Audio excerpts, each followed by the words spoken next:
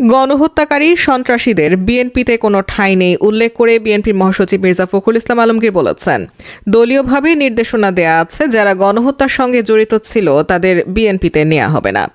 মঙ্গলবার ২৪ ডিসেম্বর সকাল 11:30টার দিকে ঠাকুরগাঁও প্রেস ক্লাবে মহাসচিবের পক্ষ থেকে ২,০০০ শীতার্তদের মধ্যে শীতবস্ত্র বিতরণ শেষে সাংবাদিকদের প্রশ্নের জবাবে এসব কথা বলেন তিনি। সারা দেশে বিভিন্ন জেলায় আওয়ামী লীগের নেতারা বিএনপিতে যোগদান করছেন এ বিষয়ে জানতে চাইলে মির্জা ফখরুল বলেন, এটা আমার জানা নাই, তবে আমাদের চেয়ারম্যান সাহেব তারেক রহমানের নির্দেশ দেয়া আছে যারা সন্ত্রাসী গণহত্যা ও দুর্নীতির সঙ্গে জড়িত ছিল তাদের কাউকে বিএনপিতে নেওয়া হবে না। দেশে দুর্নীতি ও ফ্যাসিবাদ থেকে উত্তরণের উপায় জানতে চাইলে বিএনপি মহাসচিব বলেন, এর জন্য গণতন্ত্রকে প্রতিষ্ঠা করতে হবে, জনগণের শাসনকে স্থাপিত করতে হবে, জনগণের যে নির্বাচিত পার্লামেন্ট সে পার্লামেন্ট দিয়ে দেশ পরিচালনা করতে হবে। অন্য কোনো উপায় আছে বলে আমার জানা নেই।